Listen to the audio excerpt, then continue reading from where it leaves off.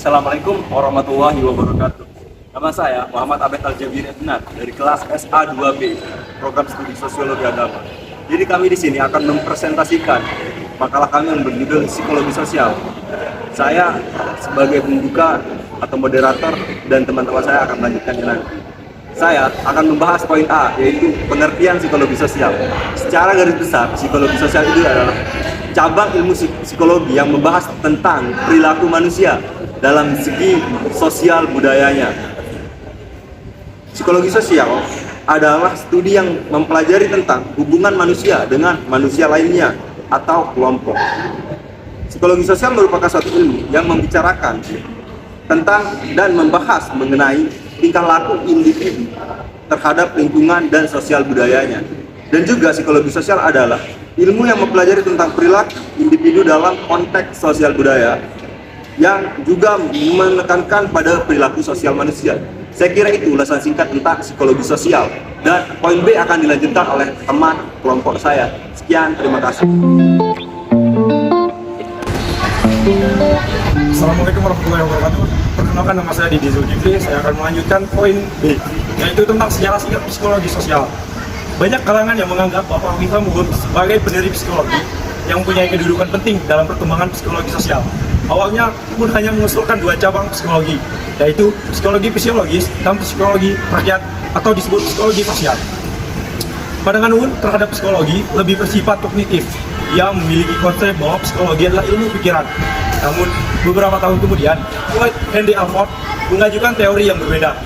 Menurut Floyd, perilaku sosial terjadi karena beberapa faktor, bukan hanya mengenai insting saja.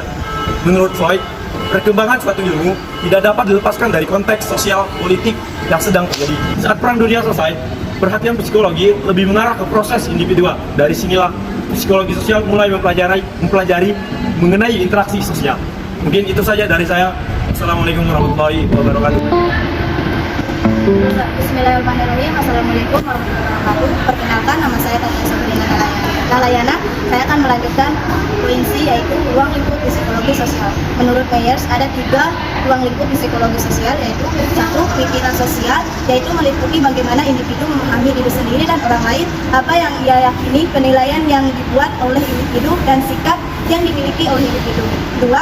Pengaruh sosial, yang meliputi budaya, tekanan, formasi, persuaian, dan kelompok sosial. 3. Hubungan sosial, yang meliputi prasangka, agresi, dan ketertarikan, dan keintiman, serta bantuan. Dari saya.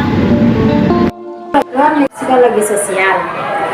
Menurut Meissner dan Delamater, pada tahun 1986 ada 4 pendapat, yaitu yang pertama, pengaruh individu terhadap orang lain, yang kedua, pengaruh kelompok terhadap anggotanya, yang ketiga, pengaruh anggota kelompok terhadap kelompoknya sendiri, yang terakhir, pengaruh kelompok terhadap kelompok lainnya.